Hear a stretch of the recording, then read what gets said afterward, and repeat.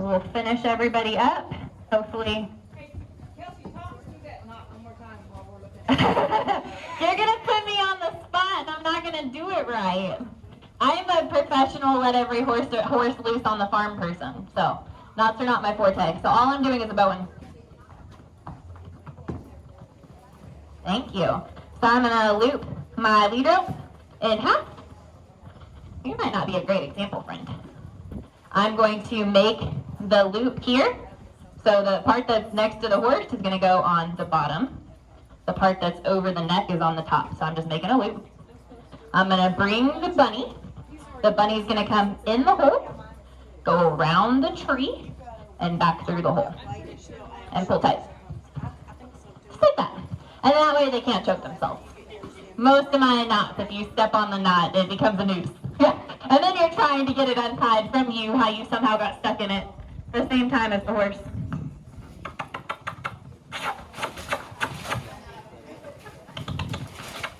Good job.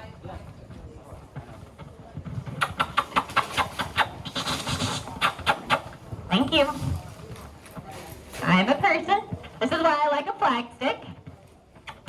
So if they do decide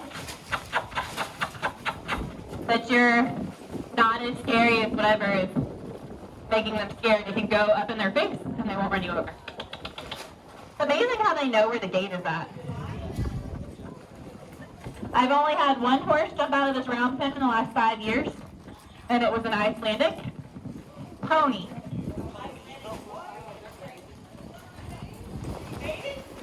Yeah. Out of all the horses,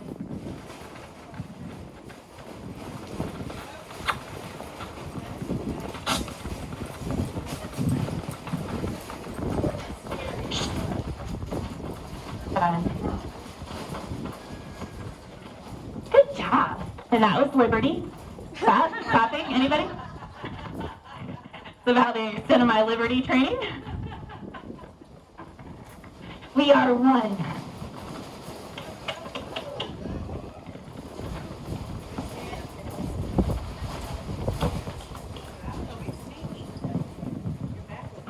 Hi. I don't have fast reflexes, so don't run me over. Okay, cool. Clip. Yep. Yep. It's amazing when it's on their terms.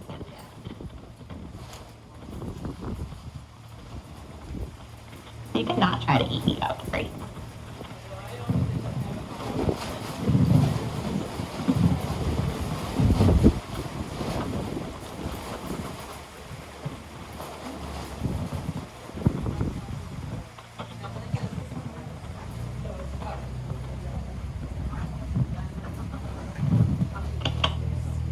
Good.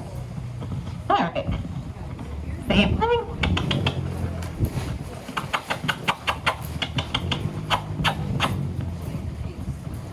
So the bigger he gets, the bigger I'm going to get. Okay, pop it up. Come on. But I want to do it from a distance. If you can touch him, you are too close to back him out of your space. Get back. Add more pressure down the lead rope. Oh, are you offended? Yeah. If you can hear that, making contact. And you won't have that much zap to it if you don't have the clip on when you're doing kindergarten. So say for instance, like our halters, usually they're unclipped when we're going to catch the horse from the stall because we don't tie them with the clip on. So if you go to back them up and do kindergarten, you're not going to have as much zap to it as you would if you had the clip clipped underneath. So that just makes things tighter and a little bit more direct. So he's already bringing his head down, starting to figure out, oh, I'm just kidding, I don't want none. So I like making him uncomfortable and backing over where things are making him think about if he's more scared of that or if he's more scared of me. But I'm being mindful of him being ready to shoot forward because of those things. But again, this is the perfect scenario, the perfect place to have these conversations. If he gets away from you, if anything happens, you just grab your lead rope, try again. That's the big thing, and people get so nervous about working with horses because they feel like they're going to mess them up. From experience, I promise you, and horses that we've had here, you can make mistakes. You're not going to ruin a horse. If you're willing to learn or do whatever it takes to go through another drill and fix those things that are causing a problem for you, there are very few horses in this world that are unfixable. There's a lot of horses in this world that will take a lot of time and effort, energy, and or money to fix. But very few horses are unfixable. Michael rides and trains over 500 horses a year. There's been 6 in his career. And of that, 2 of them you could do what you needed to do. It's just the kind of horses that nobody wants to. If you have to tie a leg up to get on because the horse is so aggressive at kicking, that's not really an ideal horse to ride. Michael can ride it. Michael can do all the things. So, but the other ones all had something physically, chemically wrong with them. Yeah. Yeah. And that's when you guys see us spending the extra time and spending so many conversations and training time on this step in first grade, you're going to change your relationship with your horse, and you're going to set them up to listen to everything you have to tell them. You can be the best trainer in the world, but if you don't have their attention, you're not going to absorb anything, right? So you think about teachers that are in a classroom with their kids. You have the one kid that's goofing off so much. Do you think that that kid is going to test as well as the other kids that paid attention the whole time? Probably not. There are the weird ones like my brother that will pay attention to nothing and are absolutely brilliant. But generally speaking, he's not going to pay attention to me teaching him something if that concerns him more than I do. And sometimes that takes a little bit of, hello, how are you? Nice to meet you. I am your boss. Welcome to orientation. And then you can have great conversations after that. I'm so glad that I found out yesterday that lead rope was longer than our normal lead ropes. Because I was going to hop the lead rope, which I do all the time, and I kept hitting myself in the back. I'm like, I just finally got where I feel like I can work this the way that I need to. Here I am smacking myself in front of everybody. I'm not crazy. Regardless of what Michael might say. Thank you. If he's trying to be a bully, I'm just going to lock my hand out between him and I. Hand up in his face.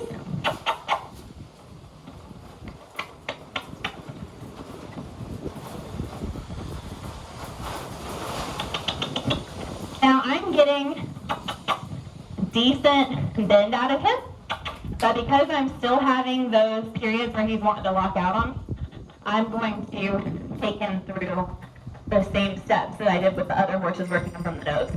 I want to go ahead and fix that right now before we go out and do all of the fun things. Are these like old Michael reins, like the hand-braided Michael reins? That was back when he made all the tack. Life has changed a lot in 5 years. Yeah, Michael hand-braided those. He hand-braided all of the tack. So he was still hand-braiding reins when I got here. And lead ropes. We were stitching lead ropes.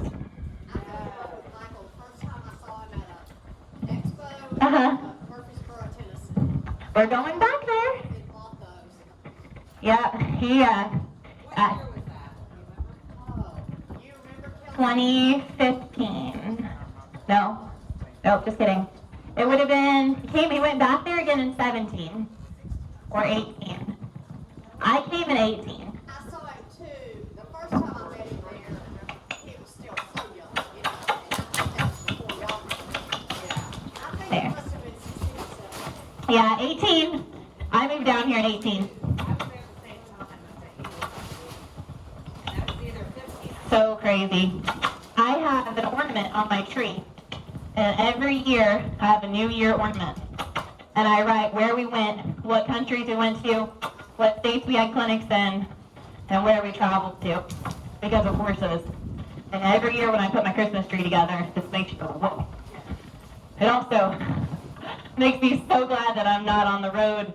Prior to having retreats like this, we had a couple of retreats, and about 30 to 32 clinics a year. If you think about how many weekends that is. And then last year, wasn't it, you did the big, what was that big thing y'all did that everybody loved? The Never Give Up tour? The world, what was that? You did trip, well, you weren't pregnant. Would have been 2020. The Never Give Up? Yeah. So, Last year, you're. it was 2020. We had one here in Hattiesburg, and then we had a sold-out show in Michigan at the Michigan Horse Expo. I have a lot of friends that went to Hattiesburg. One of my friends said, "We should ask Kelsey if they're ever gonna do that." Yeah, so, fun fact about that.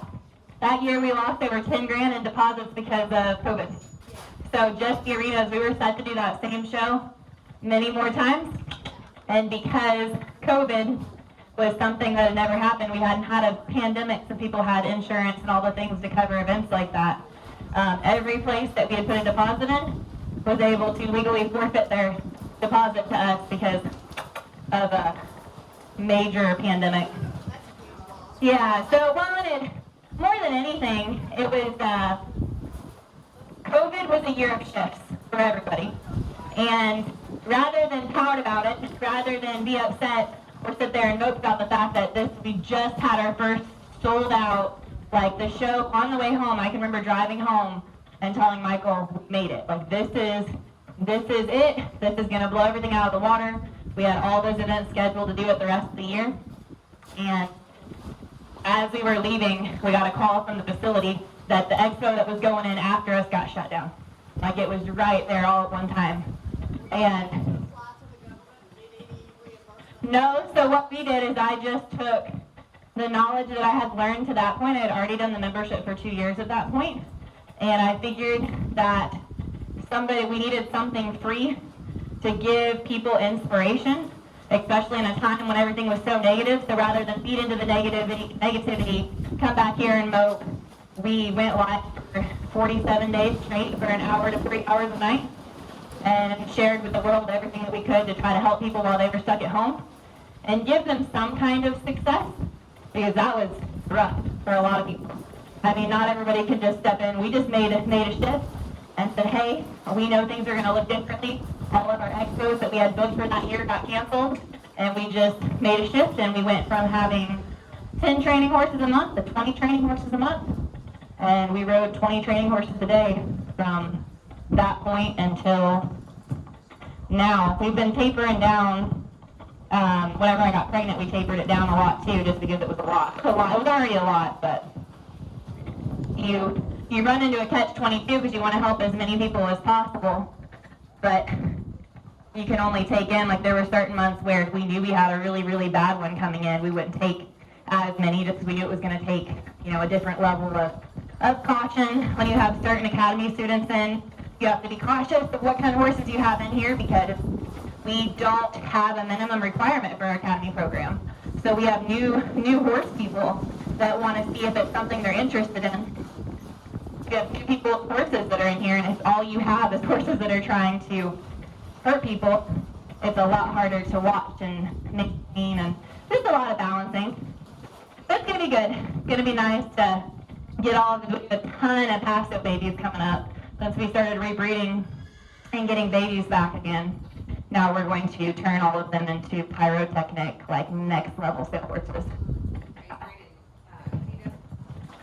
Tito's got a couple babies out there, but for the most part we've been breeding. We've got a pink stallion that we've been breeding to get the color side of it, but also all of our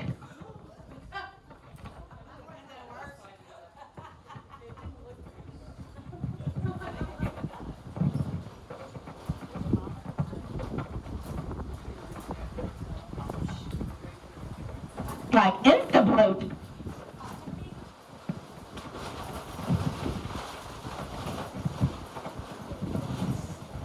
You good?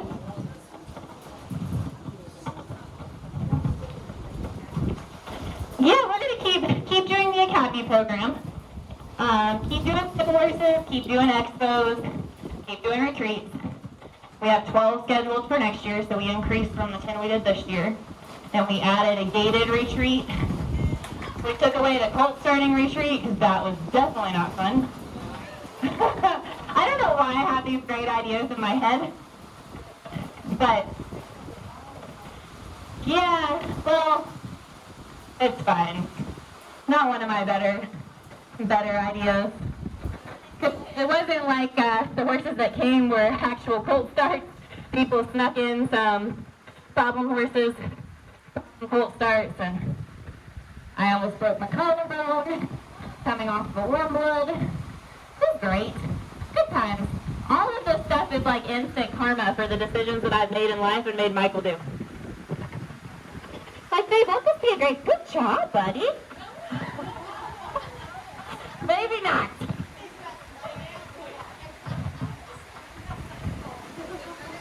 You're a little round, friend.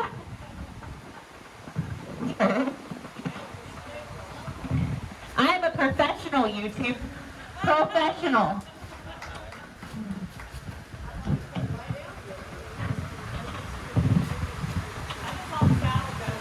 So funny. Boy.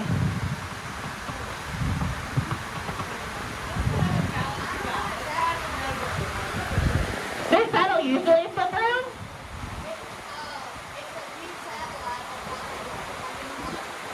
When we go out to the obstacle course, do you care if we put you in one that probably won't roll?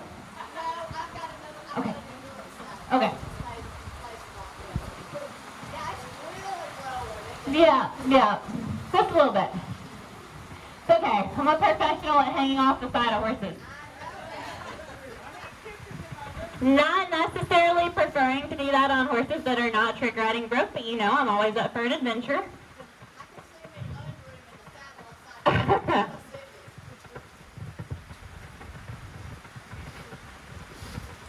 Good boy. Good job, friend. All right. Pardon? The bell rang? Okay, cool. So we'll go down and eat after I finish this guy up. Oh my gosh, it's so loud. You're right. The goal is going to be stay on the horse.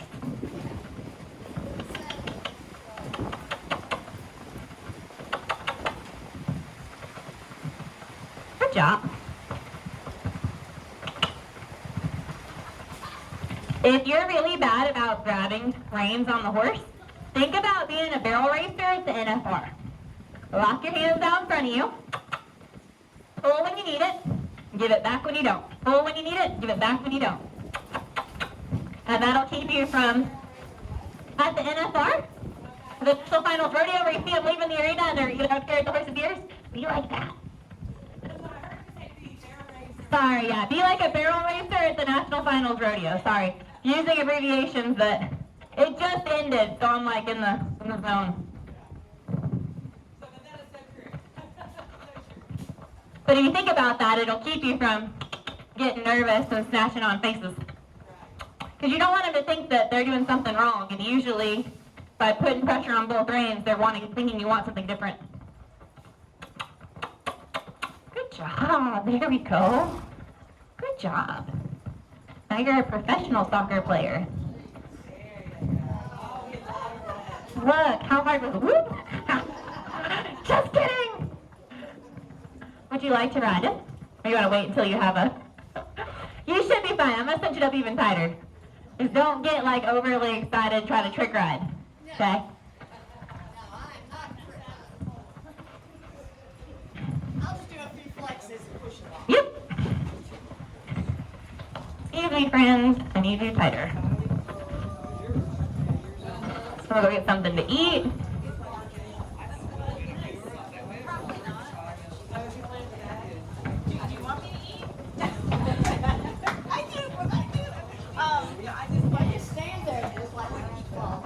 Yeah. Let's take you over to... Yeah, I'll use one. I don't think that saddle would hold up to me. Oh, yes. Here we go, buddy. Yes, ma'am. Yeah, I'm really watching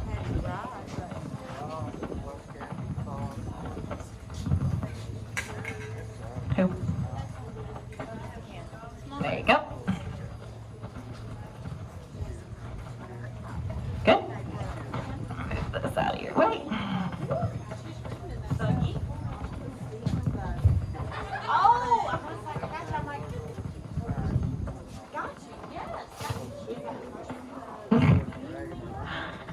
tendency to want to do that. I like it. I have all kinds of names out of it. Horses should not be work.